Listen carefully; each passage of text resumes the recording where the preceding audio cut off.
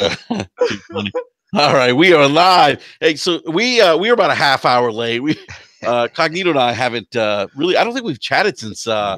before E3, right? Yeah, it's been a minute since me and you talk. Absolutely. Yeah, like Yeah. way So before E3. so we had a lot of catching up to do and talk about. We're talking about current events and the Mm-hmm. World Cup and gaming related things. And so we went like on like our own mini rant Yeah, we had like before. a podcast before the podcast. Exactly. Yeah, the off the air. This is the stuff that gets released, like after retirement happens. No doubt. The unreleased studio sessions, Yeah, that was the lost tapes. the lost tapes, exactly, the lost tapes. But Yes, sir. yeah, welcome. So Cognito, man, welcome back to Brad, man. Sure, man. always, man, always great to have you on, man. Much And appreciated, man. yeah, you and everyone from the ILP, man, we love having you guys on. We had Lord King on last week. Woo. Oh man, King, let me tell you something. King is like all joking aside, King is a good dude, man. I mean, I can't. I tell you what, man. The world needs more people like King, man. Seriously. I mean, Facts. and I say that from the Mhm. bottom of my heart because this guy, man, he has been so kind to Facts. me, to BRAP. Like he's like, hey, BRAP, this T-shirt, I got you. He sent me a Mhm. text message, showed me the Mhm. picture when it's leaving. I Real mean, one. he didn't have to do that. Yeah, he's a real one. He's a real one. Like people don't understand, like that's family. You know what I'm saying? So for me, it's like I know, you know what I'm saying, his whole background is and to see his, you know what I'm saying, his path and where he's at now, like he's on a whole wave, and it's so good to see. Like that's my brother right there. Like at the end of the day, it's like no one could really tell me about that man. You know what I'm saying? At the end, I know what he's about. You know what I'm saying? And yeah, he got his little ways, you know what I'm saying? But at Yeah. the end of the day, you know what I'm saying, everything comes from love. Like everything, he's true to himself and he's true to the people that he's loyal to. You know what I'm saying? And it said if he mess with you, if he rocks with you, he's rocking with you. You know what I'm saying? And it's just love. Like when we was out there, man, we had so much fun. And then like people don't realize, like we was talking before, like E3 is a lot of work. You know what I'm saying? Mhm. And like we kind of split each other into teams, you know what I'm saying, as far as ILP. So we can kind of hit the ground running, kind of get different perspective. He was doing his thing. And then like I'm in my bubble of like, interviews and I'm rocking with Sam and I'm helping him out with the, what I'm saying, stuff that he's thinking about writing. And I'm in my bag doing stuff. So like now that I've come back and I get the chance to peel the layers back, I'm actually getting the chance to actually see a lot of the stuff King was doing. Because I really wasn't. We were separated. You know what I'm saying? Like, Yeah, he was doing yeah. a lot of his stuff. He actually did Fan Fest. I didn't get a chance to do that this year. You know what I'm saying? But I'm watching a lot of the stuff and I'm like, damn, he had the interview with Ninja Theory. I'm like, oh man, Yeah. I was like, give me the damn footage. This gotta go up. Like, this is good stuff. And just like, oh man, like he killed it. Like even at EA Play, like people were like, yo, who is it that said it? Was it PlayStation, bro? Somebody made a joke PlayStation, like, bro. yo, King out here thugging people in and wearing the shit. I said, look, we got to do what we got to do, man. Nah, Yeah. but all jokes aside, like his energy, and I believe some famous mixer person like saw him and was like, Lord King David, da da da, Yeah. I in your pocket, and put it up while he was actually working, and he was almost, it was almost like a street team we had, like we were Yeah. out there, man. It was good to see, and shout out to my bro, right? Like he gets it in, man. He believes in the movement like I do. And it's just good to see everybody unified and together. And one of the other highlights was just like the whole, I call it the Iron Lord's Castle. You know what I'm saying? Like we had like that whole big, shout out to Hot Monkey that sets things up. But like we had that whole big, everybody had their own room, but it was like a gaming house. That's all Yeah. I can Yeah. describe it. And it was just so much fun, man. Everybody who was there even said at the end, like, yo, this might have to be the annual thing, man. Like, It needs to be, man, because you yeah. guys, I mean, you got look. I mean, not for nothing, man. You guys, and there might be some bias here on my behalf because I'm a Mhm. big ILP fan, but Mhm. no, you guys did. I mean, seriously, man, you guys did such a great job, uh, Appreciate it. with the interviews and stuff, Mhm.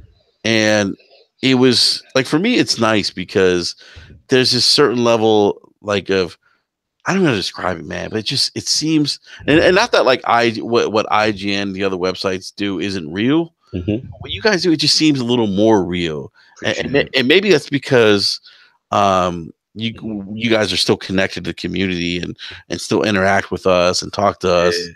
You Facts. know, They don't talk to the people. A lot of people. Nah, I'm not disrespecting IGN, but a lot of there's a what's the word?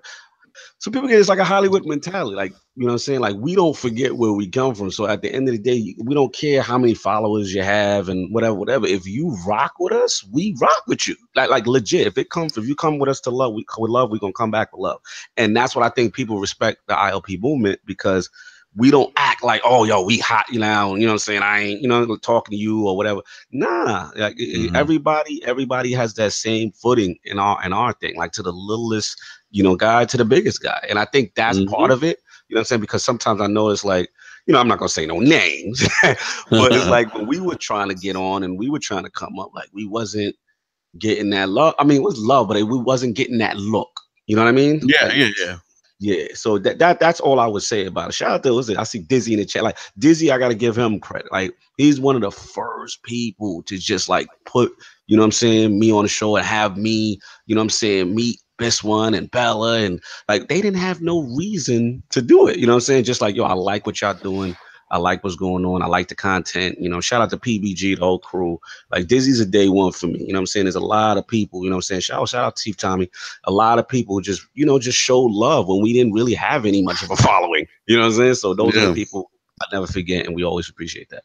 But the other thing you guys have done, which I think is just awesome and something that probably needed to be done a long time ago, you guys brought the community together. I mean, you guys have broken down barriers. We know there's been podcast beef. I mean there has been. I mean, but you guys have broken down that barrier, man. Like where it's like and Cognito, man, and I've even said this to you in DM, man.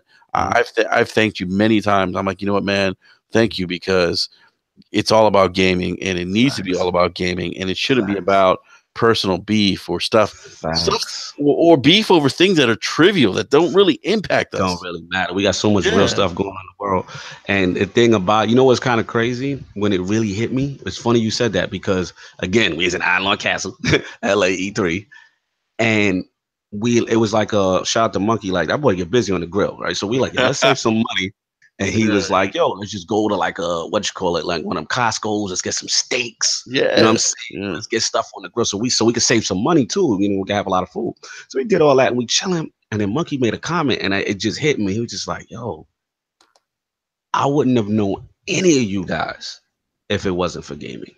And then we looked at each other and we was like, yo, where did you meet him at? Or where did you meet this one at? And it all came down to, yo, this one was in my Destiny clan. Yo, I played PUBG with him. And then that's how I got cool with King. And it was like that whole thing. And we just sitting there like, yo, gaming is the only reason we are all together in this house. How crazy is that?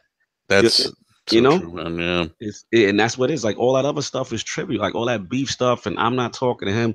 Like, bro, I'm from the South Bronx. Like it's been realer stuff in my life that I had to deal with than worrying about some dude because he ain't like, what game came out on my system and like, nah, it doesn't process to me. You know what I'm saying? That's just But you know what, man? I mean, seriously, I mean, like just my personal experience with you guys. I mean, it's just you guys have really really broken down those barriers, and it's just and for me, E3 was kind of in a lot of ways, whether you guys realize or not, you guys breaking down barriers. You guys, I think, broke down some barriers. I like took this grassroots perspective. Met all these great developers, did all these great interviews, and look, you guys aren't IGN, you guys aren't GameSpot, but you guys haven't lost that sense of community, man, and just bringing the people together, based on the one thing we love, and it's games. Yeah, man. Appreciate it. That really means a lot, man. Yeah, it means a lot because that was the goal. That's what we try to do. It. Let's just get back to having fun, right? Let's just have some fun with it. You know what I'm saying? Like people ain't laughing no more. Everybody's like, yo, you know what I'm saying? Everybody flexing. My sister, you know what I'm saying? Like, let's have it to the jokes and the fun. And, you know what I'm saying? Let's get back to that, man. Yeah. And you know what I love is I love the story that you shared.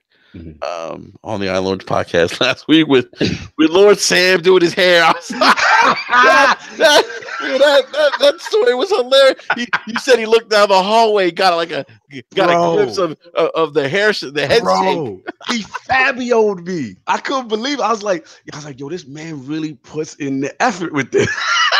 So I tapped bruh. I was like, yo, be quiet, look. And that was me and Whiskey too. I was like, yo, look at him.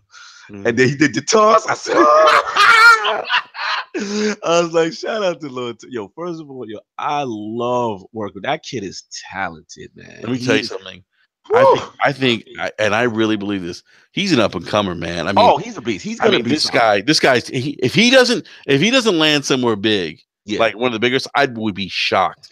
And it's crazy because me and him both said the same thing to each other. We out there, and again, we're doing appointments, we're doing behind the scene, you know what I'm saying, showings of games, and you know, kind of everything was kind of like some NDA stuff. And we're making our round. And I'm used to, like, when I was at PAX, I'm used to working by myself. Like, I have a good rhythm with working by myself, doing my own thing. And I could tell he does too. So when we were working together, it was like, oh, yo, I got someone that can actually, not disrespecting any lords, because King, everybody I can work with. But I'm saying, like, I'm so used to, like, being able to handle all the responsibilities, doing camera work myself, doing this, my work, writing, and then to have someone there that had that same passion, that same level, and we really took a lot off each other's plate, and then we got more done. So at the end of it, we was both like, yo, I like working with you. Like, you know what I'm saying? You get busy. Yeah. You know what I'm saying? And his articles are off the chain, man. Oh my God. He gives me crazy. Like, oh, you don't give yourself enough credit. You good. I said, dude, you on another level with that. And he's just like, all right, so you got that. He said, he said, I got that. He said, but you got them interviews, man. He's like, your interview skills. I was like, no doubt. You know what I'm saying? So we just work well together, man. And I really think he's a special talent. If he continues doing what he's doing, he's gonna be somewhere big. There's no doubt in my mind. That kid is talented. Shout out to Lord Sam, Lord Editor himself. Yeah, big shout out to Lord Sam. And you know what? I gotta be honest with you, like, I love reading his reviews because I feel like there's always an honest, like, there's this perspective. Like, he's like, look, I'm a gamer. I'm just giving you my take from a gamer, as a gamer, and not that like the big sites don't do it, but I think that I think he's not caught up in the whole, I work for this big site. You know what I mean? Like, I feel like there's that added pressure sometimes when you work for this big conglomerate. And he's like, you know what? This is how I feel. Like, you know, I think his review of, God, what was it? Of State of Decay 2. Yes. It's probably one of the most honest interviews. And I felt like, you know what? That is, Sam, that is perfect. Perfect. He has what I call that journalistic integrity that's kind of missing in the sense of, not that people are lying, but everyone kind of bleeds their personal, like, he actually, you just feel it's right down the middle. He'll say what he sees, you know what I'm saying? If there's flaws here, whatever, if he had enjoyment, whatever, you know what I'm saying? So it's like, yeah, I know what you mean. I read that State of Decay one. I know exactly what you mean, because at that time, everybody wanted to know what's going on, you know, how you feel about it, and he had the copy. So yeah, definitely shout out to him on that one too. Yeah, that was definitely a great review. But yeah, you guys, I think, I keep thinking this in my mind. Like, I think you guys have a bright future. I think that you know, we're certainly at a point right now where it isn't just mainstream media that's covering gaming. Obviously, you guys are there now, where, you know, 10 years ago it wasn't necessarily influencers; it was just media. Yes, correct. And you guys are influencers now. And that's awesome, man. And just the work that I saw that you guys did, I mean, I was smiles, man, and it was just it was great to see Lord King in the Corvette, by the way. You know that boy gonna ball. I know he's gonna pimp it out. Let me tell you something, man. Microsoft needs to hire him in PR. Someone needs to hire Lord King in PR, because the guy is a hype machine. And let me tell you something. Let me tell you something. We talked about the picture of the t-shirt, him sending me the t-shirt. That got me hyped. Yes. And then when the package came, my wife goes, "Oh, honey, this came for you. What is this?" I said, "Oh, this is the ILP. It's the Iron Lords t-shirt." She's like, "What is that?" And let me tell you, I got the black. I was wearing the t-shirt yesterday at the bar. I love the t-shirt, man. I love the t-shirt. You know what I love about it? Shout out to King, and you know what I'm saying, everybody put it together. The thing about it is why I love it, because obviously gamers gonna know what it is, But what I notice is non-gamers come up to us and say, "Hey, what's that?" Because they in their page just looks cool, and that's what I like about it. The wolf, man. Yeah. I had people come up to me yesterday at the bar. What's the wolf about? No doubt. My 4-year-old goes, Daddy, what is that? And I'm like, it's a dog.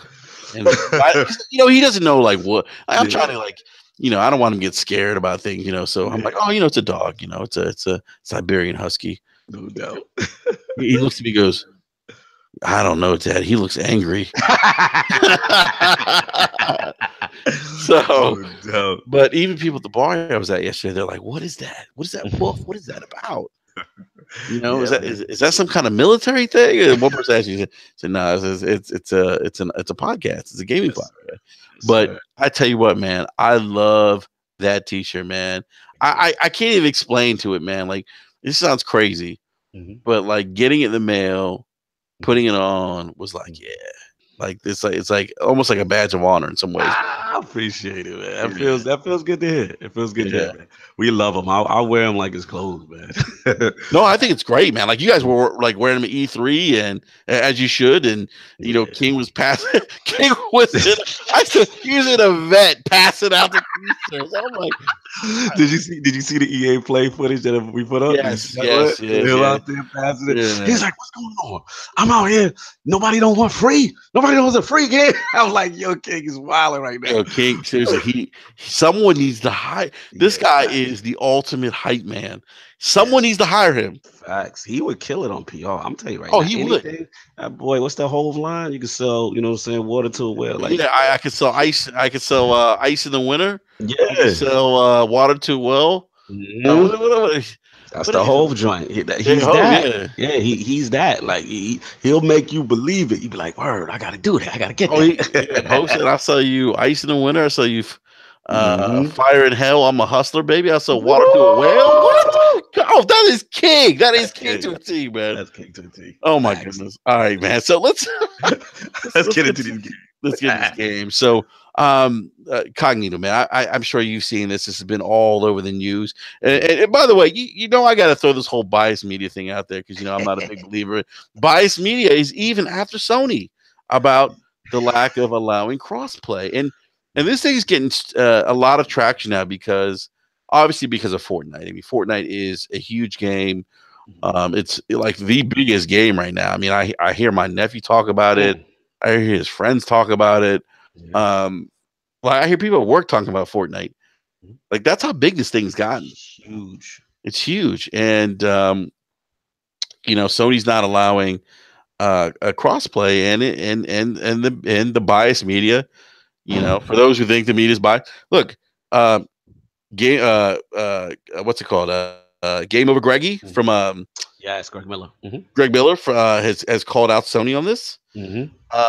Most media sites have called Sony out of this. Yes. Most media sites called out Sony for Sony's lack of response on crossplay. And then when Sony did respond and throw out the fact that, we got 80 million PlayStations. So my stats, check my numbers. Yeah. Why would you want more? They got called out on that too. That is true. By the quote unquote biased media. Perhaps too much. So I mean, this is becoming a big deal. And we talked about this on Luca's Scumcast yesterday, and big shout out to Luca. Yeah, I had a blast at her Scumcast, by the way. She didn't give me no invite yet. I'm still mad. No, let me stop. She hasn't given you an invite yet? No, I haven't got it. But I think honestly, I'm not putting her on blast yet, but I'm low key am. But yeah, shout out Slow Mo. Yeah, let her know, man. We gotta figure this thing out. I haven't been on one Scumcast, not one. Like, what's up, Luca? What's going on? Yeah, you gotta be on. Yeah, you got to be on there, man. That's crazy. But in her defense, I know when we did speak, we were in the DMs a couple times, and she did say, she's like, "Look, it's just random," and I was like, "Oh, I didn't know that." And then when I saw BRAP and you had Slow Mo on, and Slow Mo was like, "Yeah, we just whenever she's ready," and I'm like, "Okay, so that's why it probably wouldn't work because a lot of times I haven't been on when you guys go on or stuff like that. So it'll happen eventually." Yeah, no, I'm sure it will. I mean, I know that. Slow Mo says it. Enrique, did you pick up your American Girl doll yet? No. They savage. We'll talk about that in a little bit. No doubt. Slow-mo said that has to be rectified. Yeah, I gotta get up in there, man. I like what y'all doing over there, man. And she speaks from the heart. Like she definitely. I actually like watching her timeline. Actually, it's really interesting. A lot of her perspectives, I really do agree with. So, yeah, it'd be dope to do.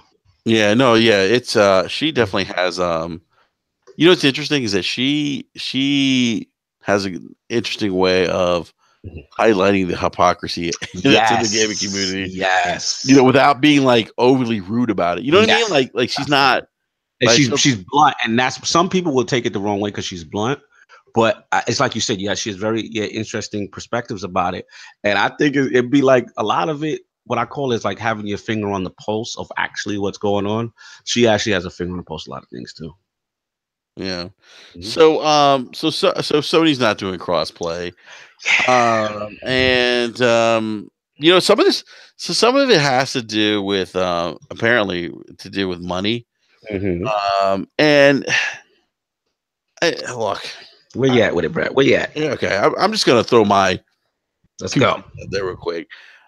Look, I think this is a situation where, from a PR perspective, Sony should do this and they have. They did it last console gen. They're doing it now with Street Fighter V and PC. Look, it's not going to hurt anyone. Just do it. Like, you know, you're not letting people change their PSN IDs, right? Throw them a bone. Throw them a bone. Like, you know, like this is just something. Like, if your mantra is for the gamers, and the gamers want this, that's the part. Yeah, that's the part. You just nailed the part for me that I struggle with from a moral standpoint. Is that their motto, right? Their slogan is that.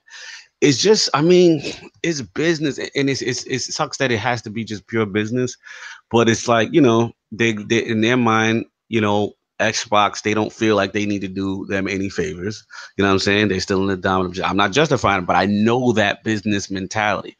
They're gonna say to themselves, like, why are we going to give our competitor one up?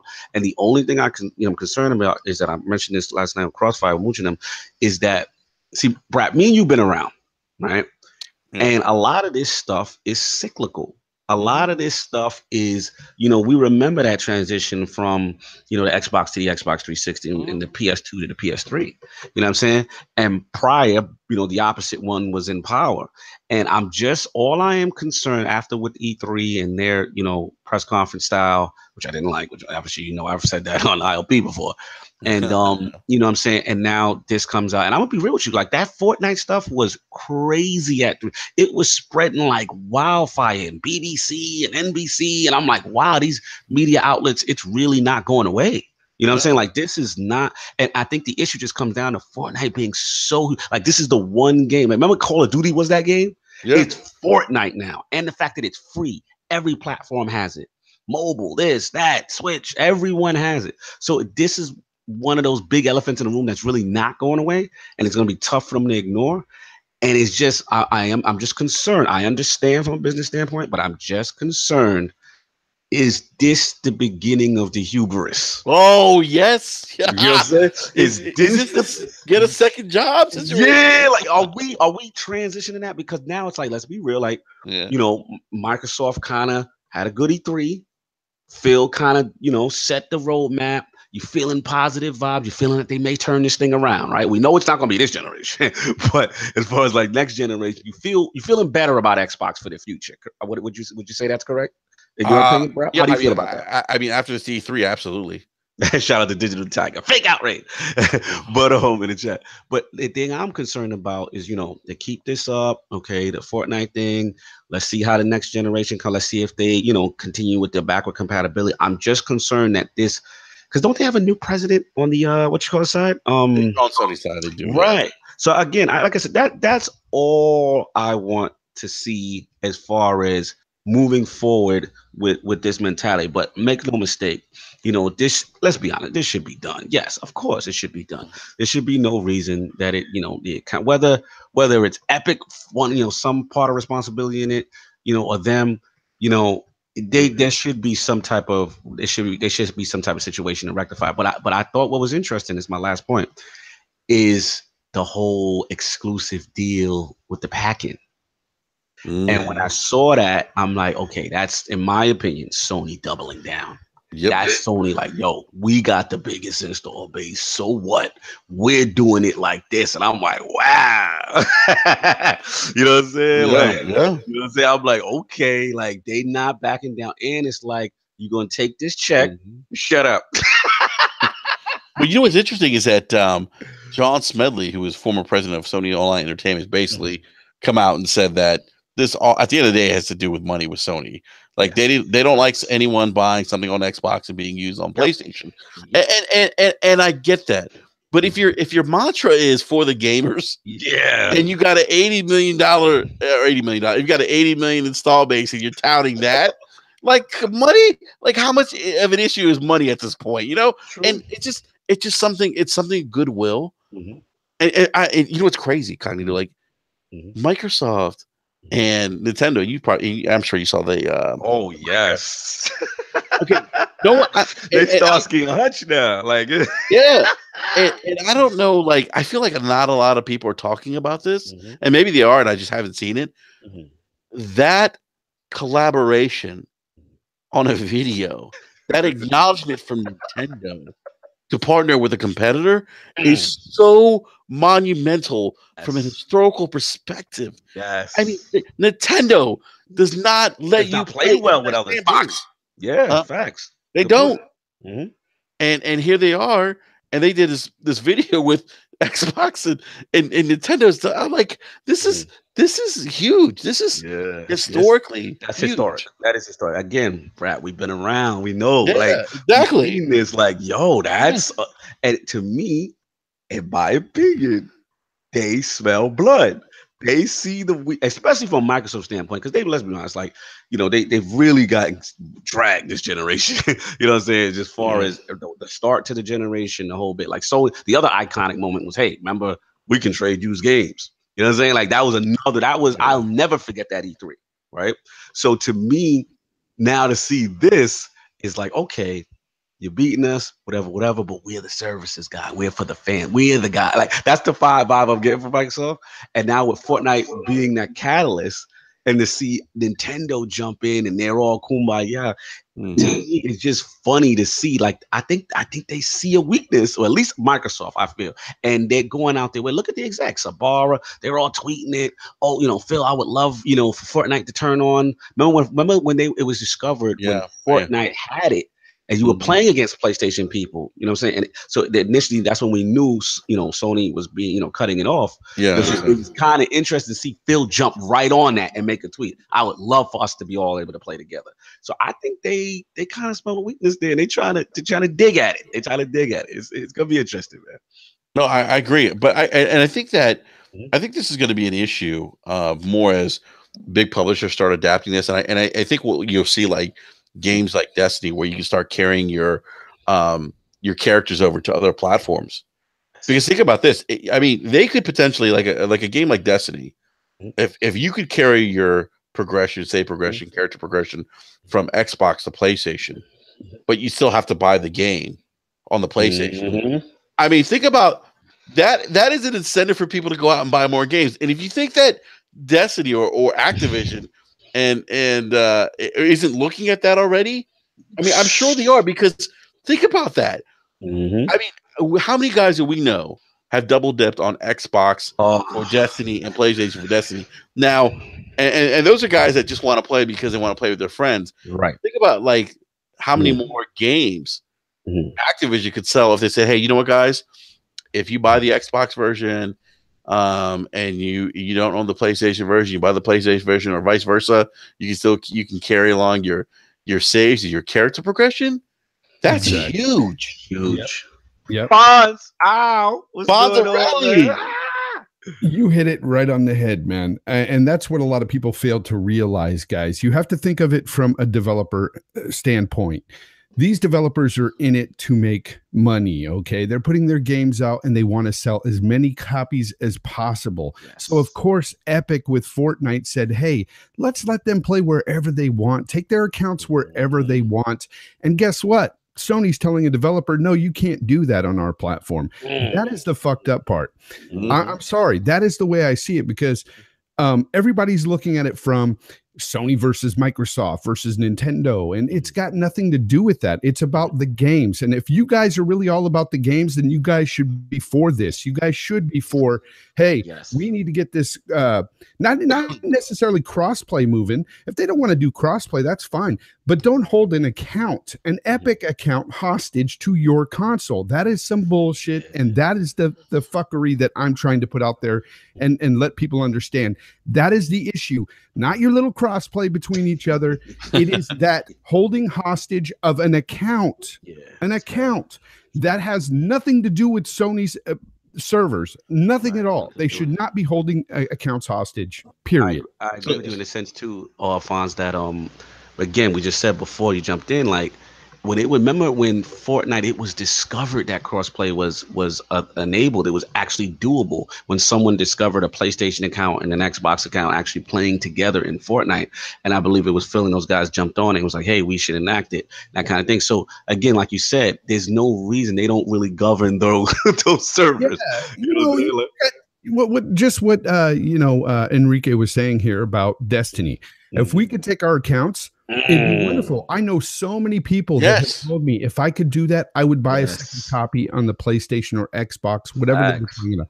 I double dip. I play on both, and I play religiously on both. It's not that I just pick one over the other. So for Sony for you guys to even throw that in Sony's face and say, oh, or speak for them and say, no, it's because it's about competition. They want you to stay on their platform.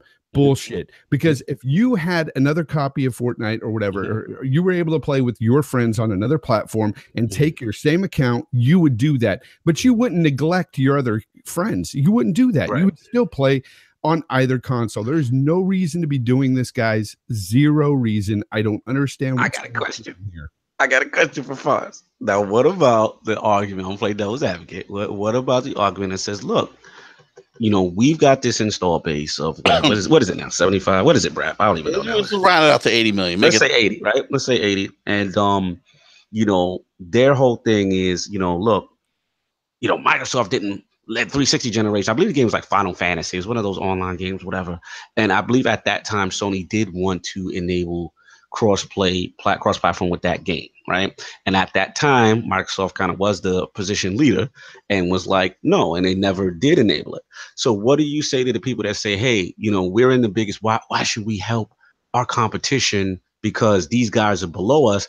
And one other point too is, let's be real, like from the standpoint of PlayStation financials, right? As a company, they're really not doing that well. The PlayStation division is like prosperous. That's the money making. They've gone all in. So like, what do you say to those people like, hey, we've got to protect, what's ours, and we don't need to play nice with them because, we got to hold on to our position. Those guys need us kind of thing. Like, what do you say to that? Well, you're kind of going back to the whole, oh, you did that to us, so we're going to do it back to you sort of thing. And that really doesn't fly in anything. Nothing good ever comes out of doing shit like that. Seriously. No, it doesn't. But what about from a business standpoint that they're the market leader, that we don't need to help them? A lot of people are saying that. My point is this: if you started your account with PlayStation, and like you said, they have 80 million plus consoles out there, you've got a Fortnite account there. You're buying your stuff through there, and then you decide, hey, I want to play with a friend over there on Xbox or Switch, whatever. Hey, you know what? There should be no reason you should take it over there. You're not losing out on anything. It's a free to fucking play game. It's something. Yeah, true. You're not missing out on anything. And somebody said in the chat that they get a percentage of the microtransactions. I don't know anything about that. I don't know if that's true. But again, they have 80 million, players on their console, or 80 million, consoles out there. There's no reason why they shouldn't allow this. Why would Xbox, why would the Switch do it if they were getting a percentage of that money? Why would they necessarily not care about that, but Sony does? That doesn't make much sense to me. So for that situation, I'm not too sure of. I don't know if they actually get money off of that. I don't know. Because why would the other two not care? Hey, big shout out to Chief Tommy. He says, that's not BS. It makes business sense. Come on, the minority don't keep the lights on. It's facts. It sucks that, but Sony isn't doing it solely to be dicks. It's a money thing with Sony. I think at the end of the day, the developers. But my thing is this is. So Sony is okay. So gamers are okay with Sony telling developers they can't do what they want with their game. Sony's right. I was about to say that. Yeah, I was about to say that. But the other thing too is, the issue. But for me, Fonz, my thing is Sony's monster's been for the gamers. That's the part that's bad. Wait, this whole I gotta point out. Digital Tiger's been calling me out. Get him! I see what's going on. I knew that was coming. Get him, boss. Here's the thing, Digital Tiger. Number one, you don't know me. Number two, you may hear me on different podcasts, but I get shit from either side because I speak my mind, and sometimes it doesn't coincide with what you believe. Because you are a pony, you really are upset that I have any kind of defense when it comes to Xbox or Switch or whatever it may be. But it's not really defending Xbox here. If you would just listen, open up your mind a bit and hear me out. This is about what's anti-consumer. I am not for that, okay? Whether it be Xbox, PlayStation, Nintendo, anti-consumer is anti-consumer. This right here is not for the gamer. This right here is throwing it in your face saying, hey, I'm not allowing a developer to do what they wish with their game, and you're accepting it. You're bending over and saying, you know what? I'm fine with that, Sony. Give it to me. Give it to me harder. Wow. That's aggressive. Shout out to Digital self. Who this in the chat? I like he's out here trolling. No, but Digital is holding his ground. He's a proud holding his ground. No, but you know what? That's been my point of contention is that they came out this console gen. They said for the gamers and the whole. This is how we trade games. You know, remember that 2013, and here we are. And people want this. Gamers want it. The people in the Sony community want it. For them, some people do. Some people are defending this, but gamers want this, and they're turning a blind eye to it or a deaf ear. Yeah, I think you just nailed it. I think Fonz has knocked it out the park. It's one of those things that if you ask someone to a man, is this policy right for gaming? The answer is no. Like, is this anti-consumer? The answer is yes. You know what I'm saying? Like, you can't defend that. Now, we can talk about why they think they're doing it and the reasons behind that. And I understand that. And like I said, in my opinion, this is just all business. But at the end of the day, it's still not right. And that's where Fonz is getting at. And I agree with him on that. Like, we can't, if you ask someone, yo, is this, you cool with Sony doing this? You know what I'm saying? Like, and to a man, you really can't say, yo, this is good for gaming. Okay, let me point this out too. Yeah. I watched a video the other day and I lost brain cells. Okay. This guy was defending what Sony's doing, and he even mentions in his video where people are spending hundreds, if not thousands of dollars on Fortnite skins. Okay, if you can believe that. It's happening. All right. So let's say you're spending all this money on your account and you play on Microsoft, on their platform, on the Xbox, and you go to the Switch and you're playing there, but you got a friend over there on PlayStation. You decide, I want to play with him. So you go over there and play with him. Now you've locked your account to PlayStation.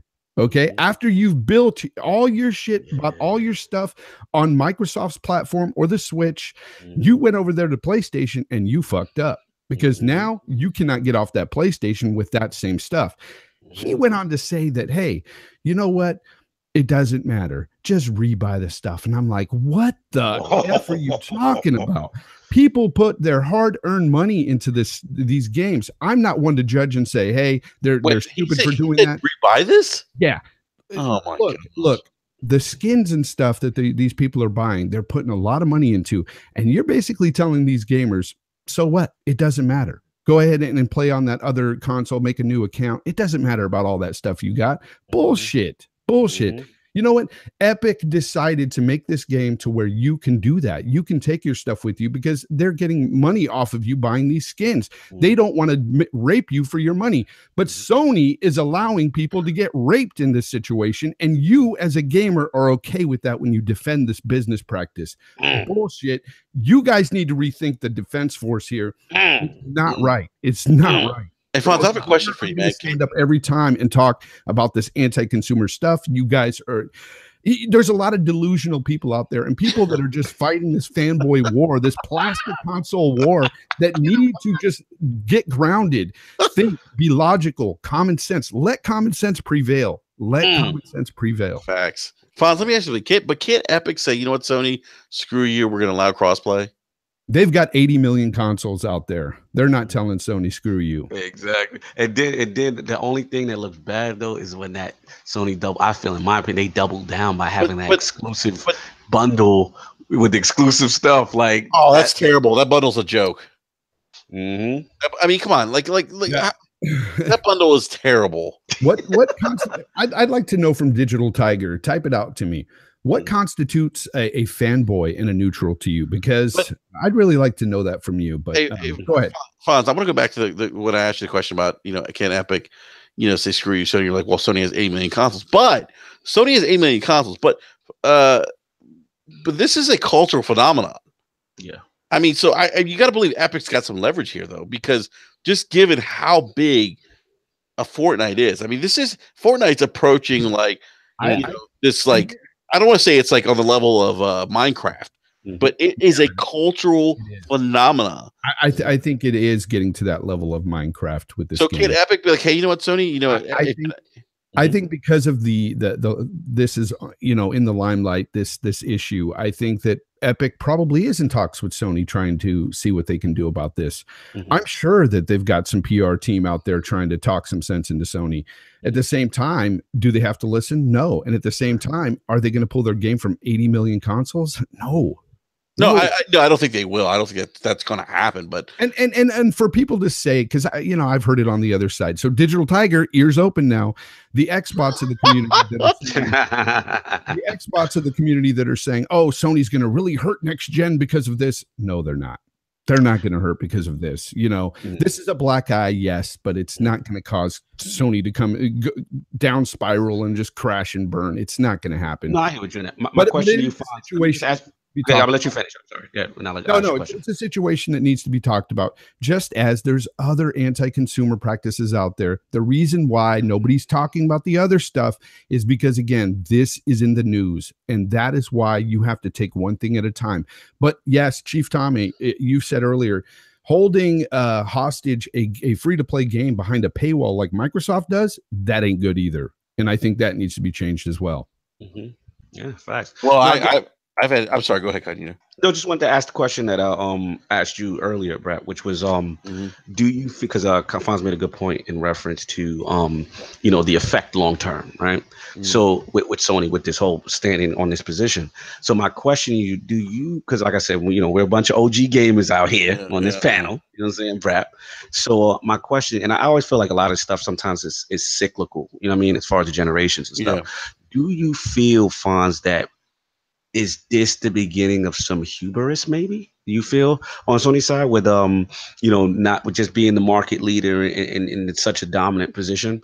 You know what I'm saying? Do you feel like, next generation, if let's say, for example, the next Fortnite style game that comes out and it's, takes the world by storm and, gamers want to play with each other and Microsoft continues and Nintendo continue to kind of double down on playing together and doing that kind of stuff together, where now Sony becomes like the platform that doesn't allow it. Because you see sites like Greg Miller and these guys saying, hey, Sony, I'm going to now get it on this platform because you're doing this kind of stuff. Oh, he said it makes me want to go to Xbox now. Right. Here's the thing. Sony's got them exclusives, okay? They've got those games that nobody's ever going to shy away from Sony for, okay? Where we want to play these games. We want to play those Ghosts of Tsushima. We want to play The Last of Us 2 and 3. We want those type of games. We're never going to stop buying Sony platforms because of those exclusives. So any of these free-to-play games will never have that sort of impact. However, what impact it may have is that some people may choose not to play those free-to-play games on there anymore. Right. If a game is allowing you to play on other platforms or with other platforms, people might shy away from playing that particular game on that platform. And that's the only thing I could see going wrong for Sony. Whatever, it is what it is, but their exclusives will always keep people coming back. It's what has me going back to Sony all the time. It's those exclusives. No doubt. Shout out to Chief. He's a I don't know. They had exclusives before PS3. I mean, maybe not to the level they have now, but I don't know. Like this could be one of those situations. I'm not saying it's going to happen because I don't think this is going to be the downfall. or this is, we talked about this on Scumcast last night. I think some folks on there thought that this might be the beginning of the downfall.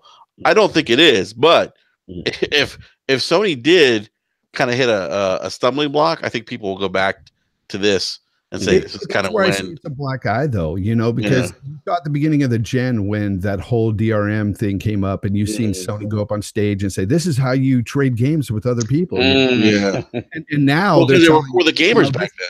And then now they're telling you this is how you don't play with other gamers. Oh, I love it. I love it. That is the problem here. And that's why guys need to understand, like Digital Tiger and like some of these other people speaking up on this issue, whether it be on videos or podcast chats and stuff or comment sections, really think logically about the grand scheme of this. The thing is Sony is blocking these developers from putting out a game in the manner they want it out there. And that is the biggest issue here. It's not about, we don't get to play with each other necessarily, but they're holding an account hostage. And that is what you need to understand here. That is wrong. That is totally anti-consumer, guys. Yeah, guys, is the future crossplay? I mean, like, is that the next big feature that we're gonna get? No. See, but I want people to get that crossplay out of their heads. Why? Fine. Because crossplay. But isn't that the future? Honestly, crossplay is where I see that you can really get into that competition thing where you can muddy the waters with Xbox versus Sony versus Switch, because people can be content and say, I could just play with you or play on this console, or whatnot. I would rather them be able to take their accounts, just the accounts, and go to wherever they want to play, not play on one system and play against other people wherever they're at. You know what I'm saying? I want one account everywhere with these games. Like, honestly, with a game like Destiny, with a game like Fortnite, these types of games, your account is on their servers, Bungie's, Epic's, whatever. It's not on Sony's, it's not on Xbox, it's not on Nintendo's. That is why these accounts, they could theoretically make Destiny a game where you could take your accounts anywhere, but for some reason it's not happening. It would benefit the companies, because I think they'd sell a ton more copies. I got a question for Cognito real quick. Cog, you were at E3 recently. Is that something that was talked about amongst developers? Is that something you heard about? As far as the Fortnite thing, or just as far as like crossplay in general? Just crossplay and like being able to cross save, cross progression. I mean, I'm hearing about it, but to be honest, the Fortnite thing kind of dominated at E3. You know what I'm saying? That was a major blow as far as especially from the Nintendo community, because as Sony being the market leader, and then let's be honest, Nintendo's out here, so it's like most people have the PlayStation Switch combo as opposed to the Xbox Switch combo. So that's where I was seeing it, and people were like, yo, I've got tons of progression in this game and I can't bring it over. You know what I'm saying? That's what I was seeing. And then again, like I said, the news outlets and stuff. As far as cross play itself, I wasn't hearing that much, reference to it, honestly. You know what I'm saying? But me personally, my stance on it is just one of those things that I hate when you have a game that I love and it's an online multiplayer game or whatever. And I'm just use the example of Titanfall 2. Right, I felt that game was fantastic. Great game. I just felt it was released at the complete wrong time, which was dumb by EA's part to even, I don't know who's pressed the button on that. But my thing is, I hate when it's a game that I love and the online population in the community dies.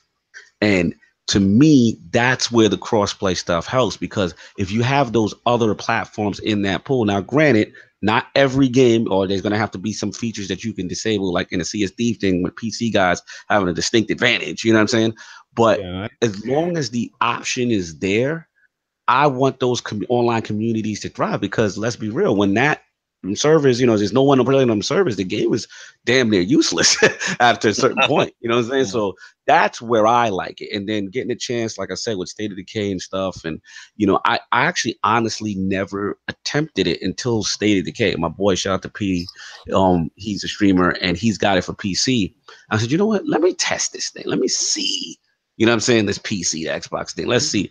And it was seamless, man. And we were chatting, and I'm like, yo, this is pretty cool, and it's bringing the PC community gamers to be able to play. Shout out to my man Ebontis that I do Flashpoint. He's like, look, I'm seeing good things about it. I'm about the patch, and I'm thinking about jumping in. And he doesn't have an Xbox. You know what I'm saying? I think that's cool that we can play together. This whole community that I've never really got a chance to play with to now come together and just play games because of that feature. I think it's pretty cool.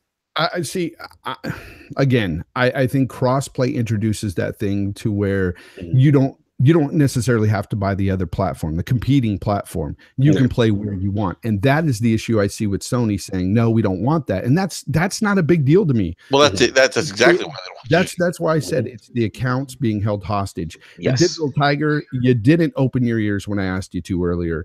You obviously didn't, because what you just talked about one of the dumbest things I've ever read in any chat room after I've spoken on the same exact issue. You moron. Jay, can I just say something real quick, man? What? It's always great having you on, man. Yeah, I was like, damn, I miss fun. I just love the honesty. Here's the thing, how is paying for a free game blocked by a paywall worse than cross-dressing with another platform, he asked. You Xbox had twisted logic. Well, I did mention that. I said that was horrible and it was anti-consumer. But again, you didn't open your ears. But let me tell you again, that is anti-consumer, as well as, what's pro-consumer that Sony does? Letting you play a free game without locking it behind a paywall. You're listening, right? And Facts. Also letting you talk on chat, party chats. That is pro-consumer. Xbox doesn't allow you to do that either. I've spoke against that as well. But you can change your name on Xbox, though, Fonz. But you know what? All the outrage is going towards this because it's in the fucking news, Digital Tiger. Open your ears. When something is in the news and in the limelight, it's going to be talked about. Why are you just going on? You know what it is? It's because you're a pony and you're deflecting. It's a natural instinct for fanboys to deflect and start pointing out at the other guys. Dude, I love it. I understand that, but we have to keep it grounded again. We have to understand what we're talking about. No, I'm not the one dancing, Tiger. You're dancing. You're doing the damn moonwalk right now. I'm telling you, I wish you would just listen or moonwalk your ass out of here. Shout out to Digital Tiger for getting the chat lit. He is. Yeah, he is keeping things very entertaining in the chat right now. Yeah, Fonz had to handle business, man. And I want to give a big shout out to to Boomstick. What's up, Boom? Yo, in the chat, Irrelevant Native. Everyone else in the live chat, thank you for popping in. Digital Tiger is a Trump supporter. I'm done. Oh my God, Jesus! Oh man, shout out to the chat today. The chat's on fire. Yes, why do people think I'm a bully, man? I'm not a bully. I come on these podcasts sometimes and people are all quiet, like listening to me, like afraid to say something. I'm like, dude, I'm just an old dude that plays games. But you know what though? You know what's funny though, Jay, is that you have the perspective that some of these guys don't have. I mean, like you mean you Cognito, we've been somebody who's logical and has common sense. I mean, that's a perspective I think we all should have as people, as human beings. You know what? It's one of the most basic things in life that you should have, as a human being, not just a gamer. Not everyone has that, man. But what I'm saying is we have this perspective because we've been gaming for such a long time that others don't have. So I think that's it's awesome, man. It's just awesome. Yeah, people crying about crossplay. I had couch play back in the day. Okay, there was facts. Yeah, so that's not a big deal to me. It's when a developer says, again, Digital Tiger, it's when a developer says, I want my game to where you can take your account anywhere, and Sony's telling you no. And as a gamer, you shouldn't defend that. As a gamer, you should be totally against that. If you're not a real gamer. You're a fraud. Wow. Real talk being said. Wow. I will say this though. I do think though that just given the age that we're in, the digital age, that Sony should start allowing this stuff because it's progressive thinking. And the one knock that I've always had against Sony is that they're kind of like Nintendo in some ways. They're kind of behind that progressive thinking at times. We saw it last console generation with the PS3 and their online infrastructure or lack thereof. They caught up this console gen. But I think that going into the next console gen, this could be something that they're kind of behind the eight ball on. You know, and it's interesting. I think of Nintendo now. It's interesting. They could be Sony could be behind the 8 ball, but Nintendo could be ahead of Sony in this regard, which is kind of interesting. So, yeah. I just, to drive that home, I think more people are talking about crossplay. Stop talking about crossplay. It's not crossplay that is the issue here. And that's what people need to understand. No, you're absolutely right about that. That's the issue. The account is being held hostage. Exactly. Because all these people are talking about crossplay all the time. These fanboy wars going back and forth, just shouting over something that really, honestly, at the end of the day, isn't going to happen. Sony is not going to let Xbox play with their players. They're not going to do that. They've already stated that years ago. It's not going to happen. But Jay, like I said earlier, I mean, like developers obviously will benefit financially from this, and I think at the end of the day, the developers are going to push this. And if Sony at some point, I think, guys, and I'd be surprised if they didn't. I think long term, I think they'll get on board eventually. When you get, I think Activision probably sees the benefit of a game like Destiny, where if you can bring your account to multiple platforms, but you're gonna have to buy said game to do that. I mean, that's more revenue for these companies. They're going to do this. I think they're going to do this. I think this is something that's going to happen. I think this is going to eventually, at some point, force Sony's hand. If they don't join the party, they're in trouble. I think. Digital Tiger says he's been gaming since Pong and Coleco. I think you drop more than quarters into those arcades. You dropped common sense and all logic. You need to go find it. Because why is Lucas saying kill him? Oh my God! What is going on, Luca? Why are you saying kill him? Oh, y'all funny, man. Oh my goodness. It's gonna be interesting to see what happens. Hornet's right. Epic being so quiet on the matter is an issue as well. It's like, of course it's an issue. You should be making statements. Fonz, I think I don't mean to interrupt you, Fonz, but B Money has been big shout out to B Money. He's been very vocal about because it's funny. Like we have a BRAP DM, and him and Slow Mo, who owns an Xbox doll. That's another story. I'll get to that a little bit. But they've been going back and forth about it. Like B's like, wait a minute, it's not just on Sony. It's like it's Epic too. Like no one's holding Epic to teeth here, and they should. And I agree with B on that in that regard. I think they should. I mean, I understand that Sony has 80 million whatever consoles sold, but this is a video game. This is software. I mean, this is a game that has a huge following. I mean, in my mind, Epic's kind of got the ball in their court, right? And so they're the ones that can say on the server side, like, you know what, we're not going to block it, we're going to allow it. But they're not doing it either. So yeah, it's the game of the generation right now. It's just one of those games of the generation right now. It's so huge. It's so huge. So that's what makes this whole issue. It's not going away anytime soon, and it's going to be interesting to see next gen how, if these stances remain, if there's a little bit more flexibility from Sony in the future, or if not. You know what I'm saying? I'm just curious to see how this thing plays out for the next gen. But make no mistake, like we said, Brad, is that this is a moment, right? Like this is one of those moments in gaming when you see, advertisement with Minecraft, you know what I'm saying, with Xbox, Twitter handle and Nintendo Twitter handle talking about, hey, let's build together, let's do this together. Like I was like, wow, like I never in a million years thought I'd see something like that. Cognito, because we haven't never seen that, and historically, you and I know how Nintendo operates. Yes. Nintendo does not let you in their sandbox. They do not let you play with their ecosystem, and just even a corporate change from them too with their new president. With the whole, what was the thing that they, like look at something like a Mario plus Rabbids, right? Well, allowing Ubisoft to get in there and mess with the classic Mario IP in a different kind of a way. We're seeing a fundamental change and philosophy with them. Now, I wish that fundamental change would translate in online, but that's another thing. At the end of the day, it's just one of those things that I think, these are moments in the gaming history. Like one was the start of this generation, Sony laying the gauntlet down, taking advantage of Microsoft's mistakes and saying, hey, this is how you trade, getting rid of the whole DRM. And I believe this is a second one for this generation. So it's interesting times, man.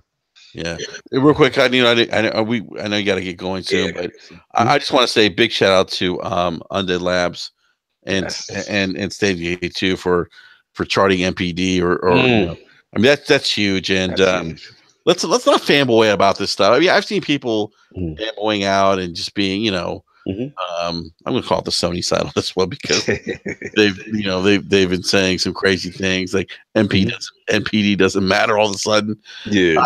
You know what? These are the kind of victories with a small studio that we want to see. Yeah. Look at Ninja Theory, 1 million now with Hellblade. I mean, these are the kind of successes that we want to celebrate as a community, regardless of platform. Facts. I mean, you know, Fonz knows, like, you know, Fonz and I, we're huge State of Decay fans. And obviously, you know, the game had its issues, you know, and we were definitely disappointed with the surprising lack of AAA polish, I would say. And you know, one of those things that I feel also was a factor in this, you know, the whole Game Pass thing, you know what I'm saying? We all had concerns. Is this good long term, you know, for gaming with Xbox exclusives and things like that?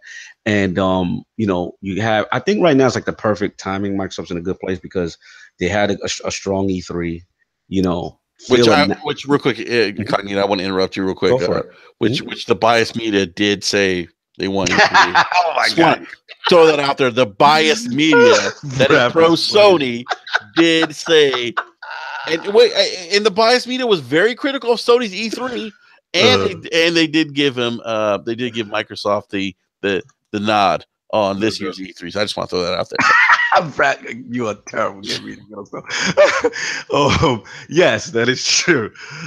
As far as the you know, the E3 joint and you know, just seeing, you know, I think for me, Fonz, like, seeing Undead Labs' name on that list, you know what I'm saying? I call it Phil's Infinity Gauntlet moment when he's naming out all the studios he's acquiring.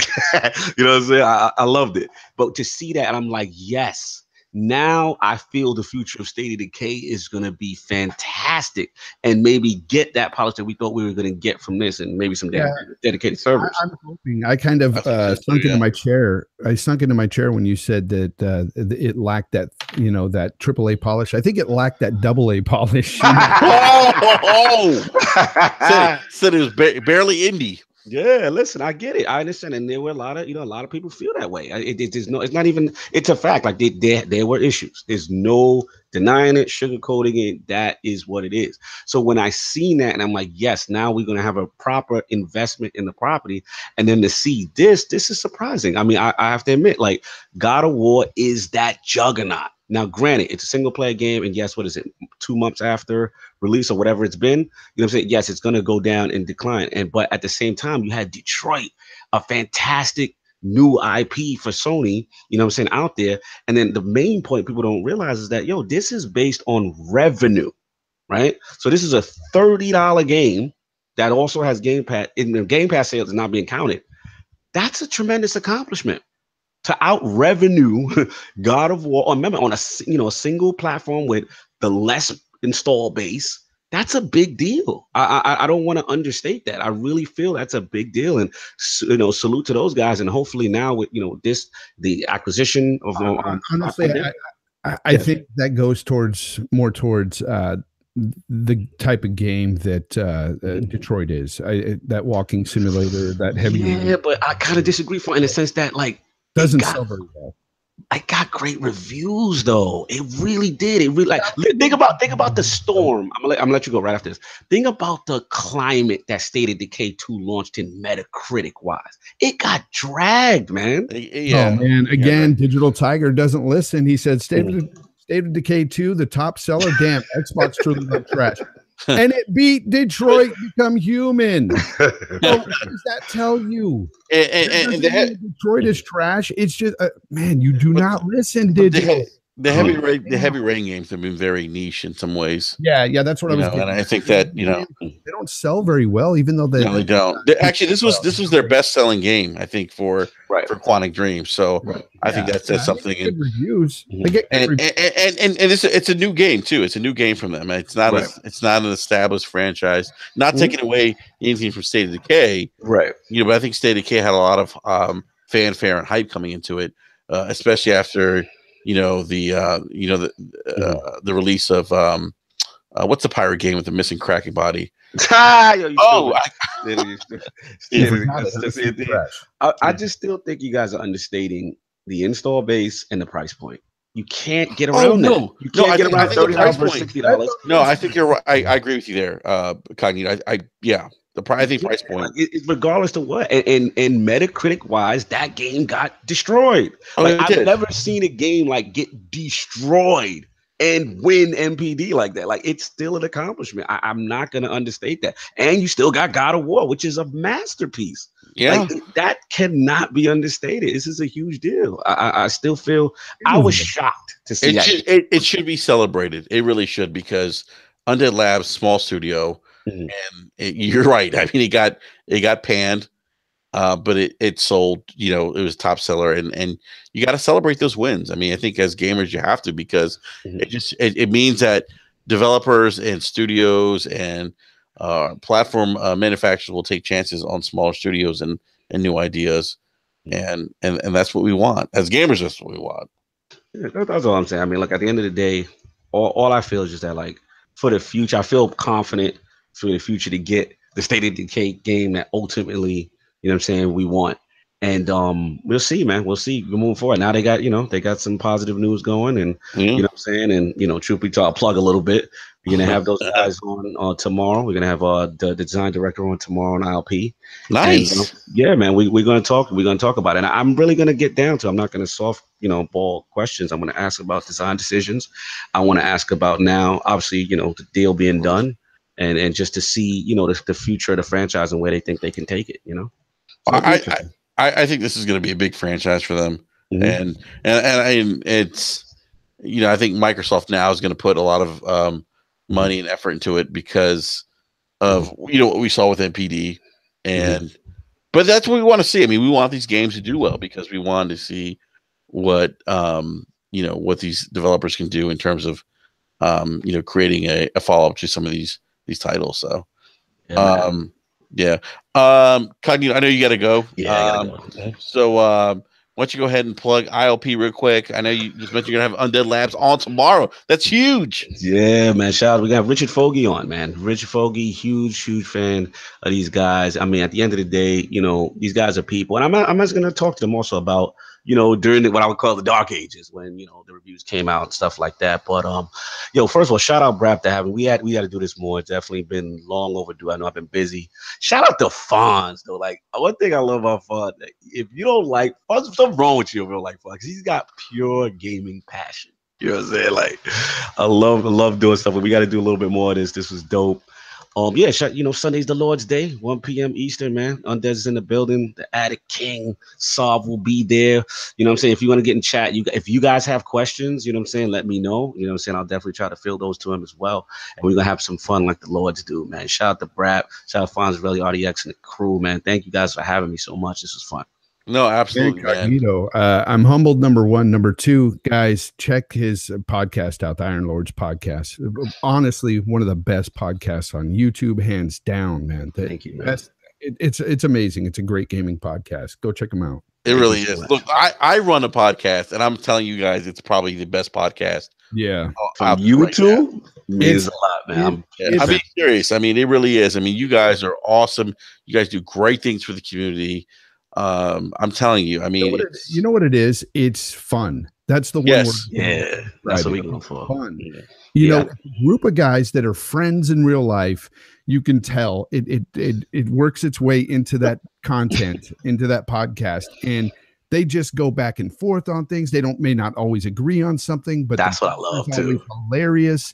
And it's a fun podcast. Check it out, guys. Thank you so much, man. You got to play PUBG with Lord King, by the way. I love playing PUBG with Lord King. I got to play Destiny with Fonz. I keep missing them. I miss you guys last night. Yeah, not to. Oh, I've been trying to get a little better in the Iron Banner. So okay, you know what's funny? I'm trying to do some PvP, man. What I want to do is I want to get like a little team for let's start like with Valor, the Valor mode, and then the once we get our levels up, maybe we can hit that glory mode. You know what I'm saying? They got some exclusive stuff in there as well. But yeah, we got to do. I saw you, Salty. Attic hit me. He's like, "Where are you?" because you guys, he took a screenshot of you guys in orbit, and it was like you were relevant, salty, punk dish. I was like, oh man, because it was my cousin's birthday. He just turned 21, so the boy wanted to drink for the first time. So I was like, damn it, I can't leave now. But I'm still on. But I got it a little late, and then me and Kai Batsu got some banner in, and yeah, Fonz, banner is so much fun, man. You have his Sixers back, and yeah, and that's what we try to bring, man. Just that, I think that's what's missing. Everybody's consoling out, and my console. Let's get back to the games, man. Let's have the fun like that. That's why I like BRAP's, platform. I love your the arcade platform. Let's get back to what this thing is about. Just playing with your boys, having fun, talk a little mess here and there, but just having fun. That's what it's about. I mean, that's what we did growing up. I mean, you got together, we played games, we played Madden, we talked trash to each other, but at the end of the day, everyone left feeling happy and having a good time. I mean, that's what gaming's all about. There's nothing like playing on a team when you're losing and you're saying that other team sucks over and over, and we're the ones losing, and we're like, that's BS. They suck. Yeah, these guys aren't even that good, and they're just not that good. They're getting lucky. I love that they're getting lucky. Yeah. They're holding all the zones. Oh, they're lucky. Yeah, I gotta play with y'all. They got lucky. Oh man, let me run. We all got to play on Destiny sometimes. Facts. We all got. Hey, you gotta do it, man. Hey, Fonz, can you stick around for just 1 minute? Yeah. All right, Cognito. Thank you again, man. Seriously, man, we got to do this more often. Have a good one, guys. All right, you too, man. See you. All right, well, that was Lord Cognito from the Iron Lords podcast.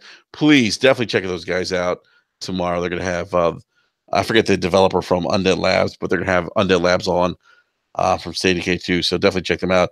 But yeah, Fonz, man, we got to do some not Halo. We got to do some Destiny, man. Yep. Yeah. And last night it was so much fun with Native. Shout out to Native, Salty, Punk, all these guys. Lord Attic was there. We were running around just having a good old time, and we're winning most of our matches. But when we'd lose, we'd be like, those guys just suck, man. They're terrible. Those guys are lucky. Yeah, no, I know how it is, man. Yeah. It was funny, Maybe a little drinking going on here and there, It's fun. Irrelevant Native likes to drink a lot, apparently. Yeah. He's a drunk. He's a drunkard. It's funny. He likes to have a good time, man. Native's a good dude. No, Native's a good dude. Player too, man. Good gamer too. Wait, Native got into an argument all day with someone about the Xbox doll. Oh, here we go. Oh my God, this shit was hilarious. Wow. I want to talk about this Xbox doll with you. Yeah, go ahead, man. So, I mean, I put a tweet out about people, clowning on Labo and then defending the Xbox doll, and there were some, but I was just, I was kind of more trolling than anything else. But I was kind of surprised by the responses that I got, man. Like, and I'll say this much: like, I get people saying, "Oh, well, the doll is going to help." I guess that or help young girls understand that gaming isn't just for guys; it's for girls. But then I'm thinking at the same point, like 50% of gamers now are females. So, like, are we kind of past that point now where we need stuff like that? Well, that's why it's healthy promotion. I have daughters that are gamers, and they love the idea. They love the thought of this. The price point, not so much, but the idea is nice. Because I heard the little Xbox it comes with is like $50, like on its own, like $50 for that little thing. And to me, that's just, you might as well just buy an Xbox for your kid. Screw that thing. But dude, American Girl is like not cheap, man. Like it's no, it's definitely not. But I don't see an issue with the doll. Now, if Microsoft had funded this doll on their own and put it out there, yeah, I'd have an issue with that. And I'd say, just attack away, because that's not cool. If it's taken away from the gaming, possible money for gaming, but it's not. This is done by whatever toy company is. There's a licensing. Yeah, that's all it is. And it's just licensing, and they're making money off of this as well. So what's it hurting? Nothing. But I understand the trolling. It's funny, just making fun of the doll. You ain't got games, but you got a doll. It's hilarious. But when people are really mad about it, I saw some people truly upset on Twitter, and these were Xbox dudes, and they were like crying about this. Like, they can't believe they would put something like this out. It's like, really? Like, is this something really to get mad over? Yet, no, it's not. No one should get mad over this. Yeah, yet you're not mad at the fact that Xbox hides free to play games behind a paywall, but you're mad over this doll. Like, what? We're, it's like what Digital Tiger said earlier. This is what I will agree. Sometimes these fanboys do put their efforts and all their,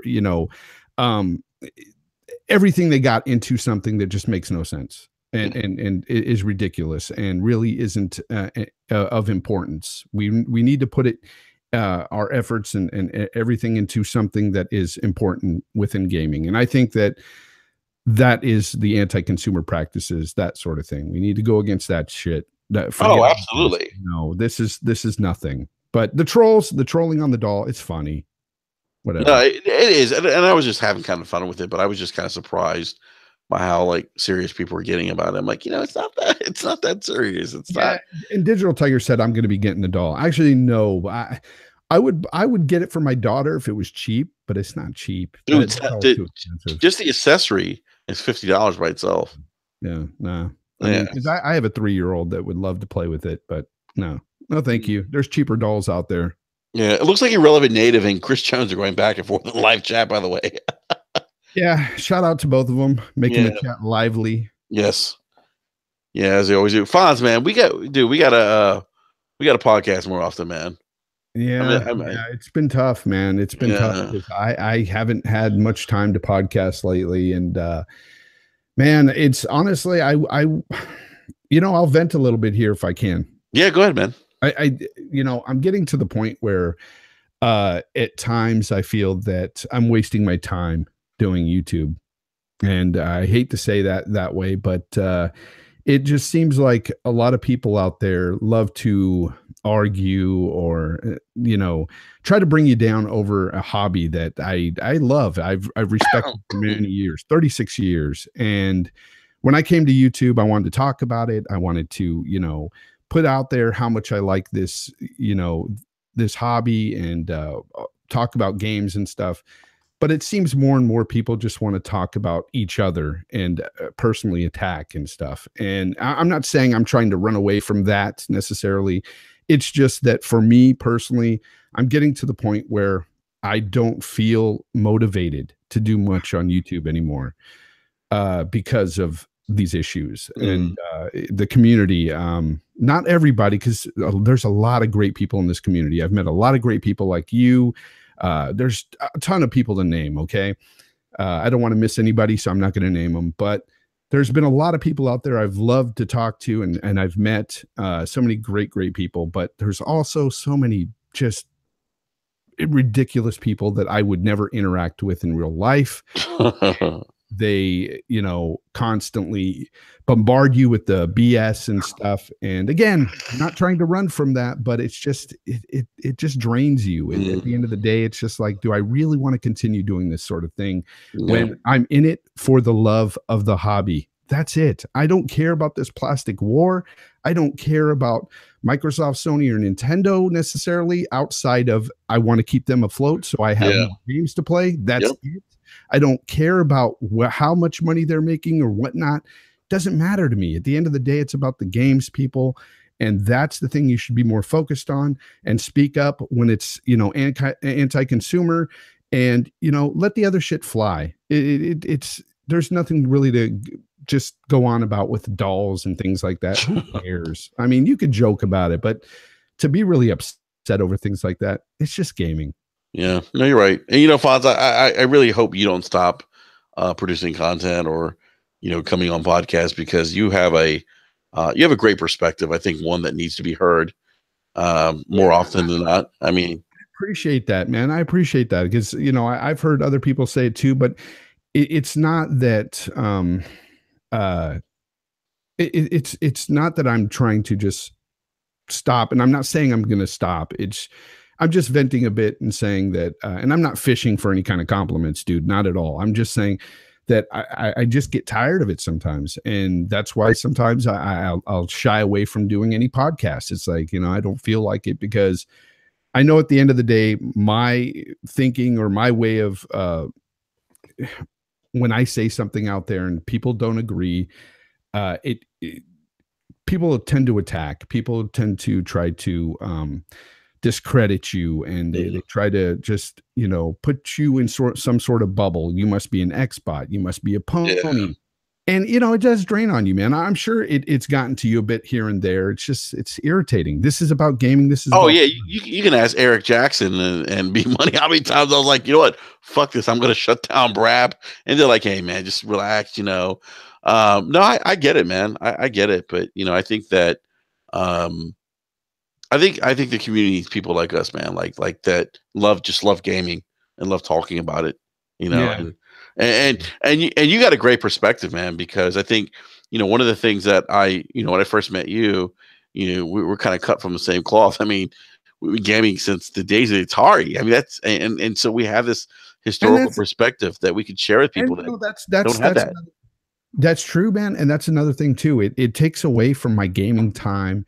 It takes away from family at times. It's like, I could be doing better things with my time. And I'm not saying that YouTube isn't a great hobby or something that I love doing it. It's just that I love gaming more.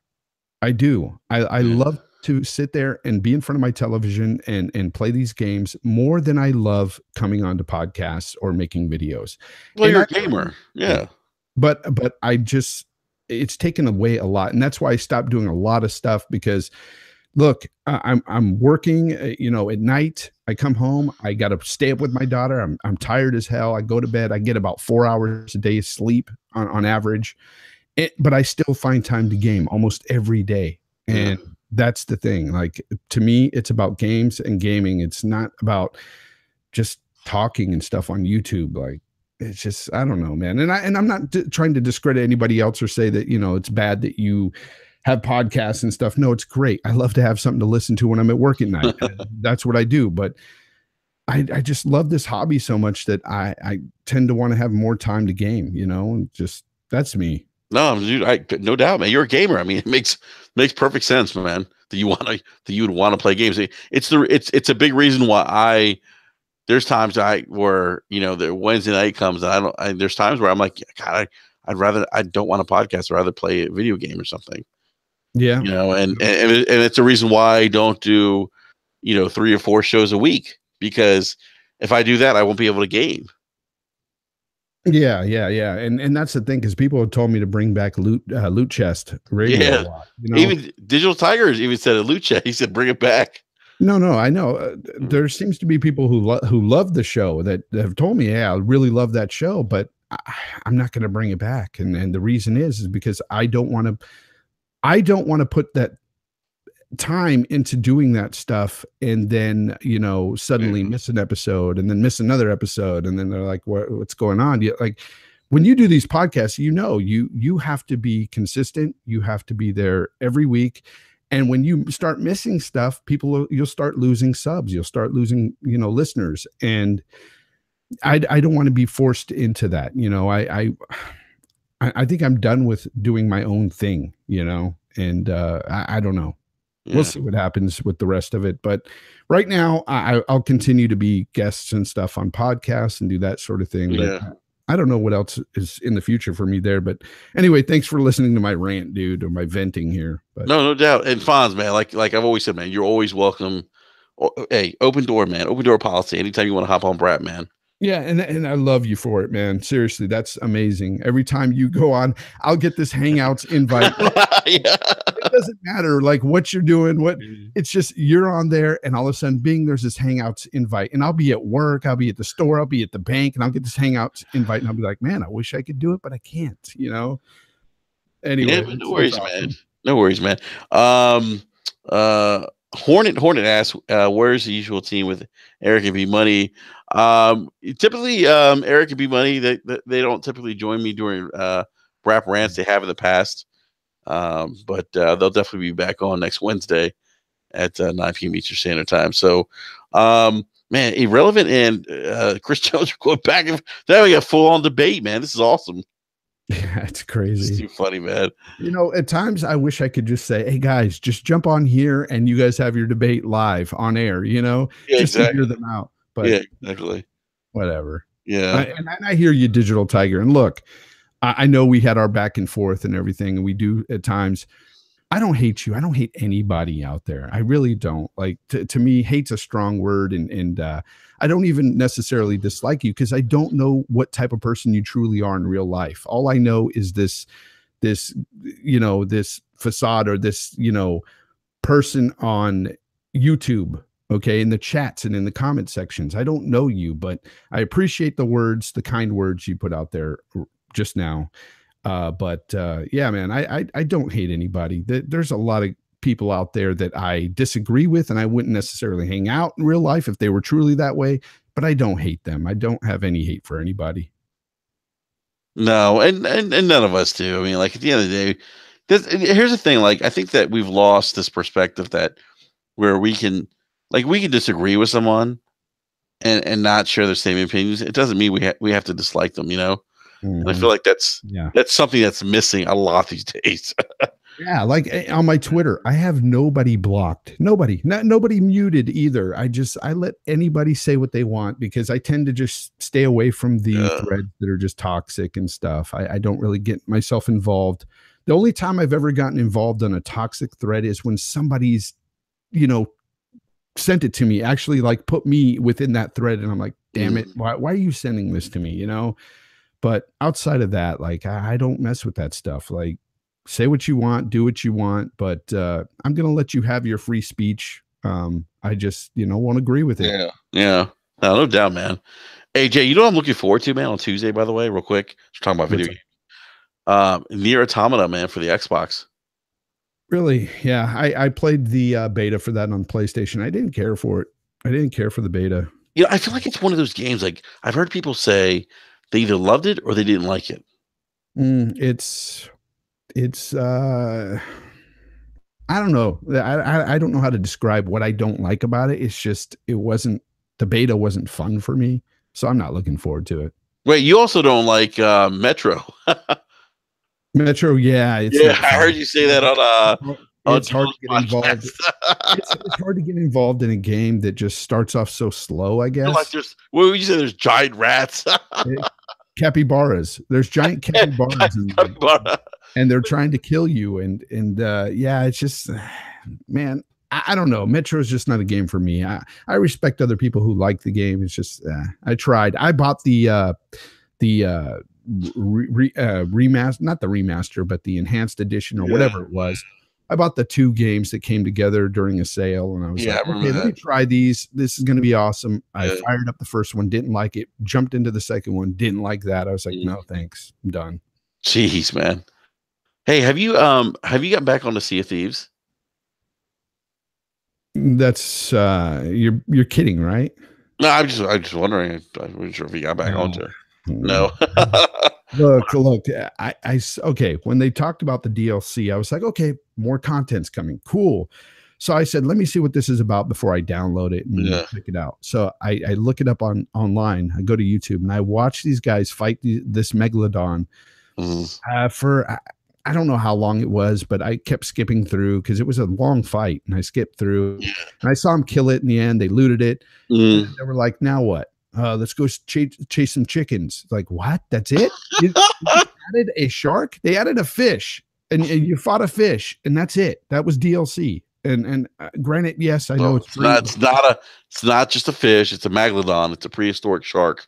It's a fish. It's a fish you fight. But I just thought that's kind of odd that, they added 20 minutes of content, and then you go back to chasing chickens and finding treasure. Like, how boring is that? So that's a no. Then you haven't gone back to it.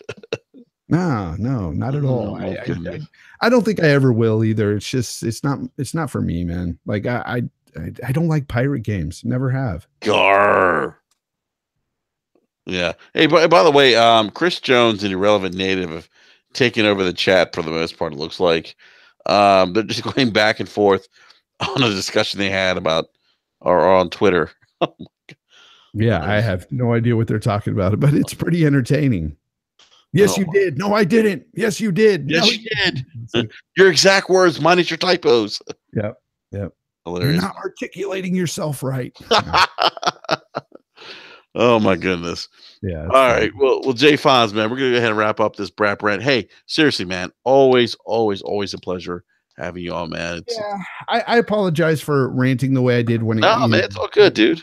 With that stuff on the anti-consumer stuff, but I just really want to drive it home that it's not about crossplay, guys. It's about what these developers want for their game, and the fact that Sony is, in this case, blocking you from doing what the developer intended, and also blocking you from taking your account anywhere. That is the issue. And again, I do take issue with Xbox, and they're blocking, or they're putting their free-to-play games behind a paywall. That's also anti-consumer. That kind of stuff we need to really address and focus on in, our anger towards in the gaming community, not the other stuff, not personal attacking others. Yeah. No, I agree with you 110%, because the personal attacks aren't going to help us as consumers. Not at all. And it's funny because more and more I'm seeing more people in the community hitting me up. We talked about this earlier, but I've got people that have hit me up out of the blue that I thought didn't like me at all. And they're like, look, I apologize for this and blocking you. I'm really looking at you in a different light and that sort of thing. And I've done that with others as well. And it's good to see that this community is slowly coming more together than I ever had. It ever has before, in my opinion. I'm seeing more and more people talking to each other more than I did in the past. And that's a good thing. No, I am too. I agree 110% with that, man. And I think that there's definitely a shift, I think, in change in the community that I've seen more recently. And I think the shift is because of the more serious issues that are being more apparent now with these consoles. And that's good thing. It's good to see people waking up in that respect. Yeah, no, absolutely. Absolutely. But anyway, thank you for having me, dude. It's been fun. And yeah, man. As far as coming on again, I'm sure I'll be on again. Yeah. I'm going to drop you a link, man. I know I'm always going to find these links, and that's cool. I appreciate that. Yeah, no doubt, man. But anyway, to the chat, I want to say thank you to everybody that was in the chat today. You guys are awesome, and keep coming back to BRAP because I really like what they do here. And Enrique, you've always been one of my favorite speakers here on YouTube. Like I said, you've always gave me that sports radio vibe, but with gaming. and I like that. So thank you, man. I'm glad that I gave you that that sports radio vibe with we're the fifth inning. Yeah, but you do. No, man. It's always a pleasure, man. Talking video games with you, man, because you and I are kind of cut from the same cloth and gaming for a long time, man. I mean, just and I love it. Like I love the fact that I'm 41 and I've had the perspective of growing up and really seeing some and experiencing some of the changes to gaming and how we experience games that some of the younger folks won't either don't understand or probably just never had that experience. I mean, and Jay, you remember, man, Jesus, man, going from 2D to 3D. Yeah, and the impact that had. It's just I told my 9-year-old daughter that I used to go to a video store and rent video games, and she asked me, "What's a video store?" Yeah, wow. Think about that. She's never stepped foot in a video store. She doesn't know anything about that, and because it blows my mind. Because we don't have those now. It's Netflix. Everything is streamed at home. And that's another thing too. These gamers, they have to be more appreciative of what these companies do as well, because we are able to download games into our boxes at home, no matter what you play on. That is just an amazing thing to see awesome. How far gaming has come. It's amazing to me. Jay, do you remember like wanting a game that was released and going to the store, it being sold out for a week and having to wait? Yes. We don't have that anymore. Crushed, man. I used to hate that. Like, I can't buy it now. I got to wait. And now you can get it whenever you want. You can get it at 9 p.m. Pacific time. It's crazy. Like, you can get the game early and have it on your console. You literally, I'll never forget when the Legend of I can't even talk, man. The Legend of Zelda came out, or the Adventure Link, which was Zelda's the sequel to the Legend of Zelda. And if you didn't like if you weren't like in line and get that game like the day it came out, you were done. Like you wouldn't be able to pick it up for like 2 weeks. Yeah, I remember when pre-ordering games meant something. Yeah, I remember that too. Because that was the incentive to pre-order. If you didn't pre-order, you were ass out. You weren't going to be playing any games. You know. Oh no, absolutely, you weren't. And now it's like, why pre-order? Like honestly, pre-orders, that's why they're always adding incentives like little bundle deals, like they'll give you a free skin or something. Yeah, because you can get it online. You can buy the game online now. You don't have to pre-order. Yeah. Get it day one. It's guaranteed. There's no reason to pre-order anymore. No, unless there isn't. You know, unless you want the if you're collecting the like it's like a steel case book or like DLC or stuff like that. Yeah, it's crazy. But anyway, I got to get out of here. We can talk for days about these how it used to be, and these people will just be all out of this chat room, and we won't have any viewers, but we'll still be talking about how it used to be. Yeah, no, I got to go back and watch some World Cup, man. Sweden just scored on Germany. Oh gosh, talk about a boring time. Oh, come on, Jay Fonz. It's World Cup, man. You're not a fan. Soccer, dude. Soccer. Yeah.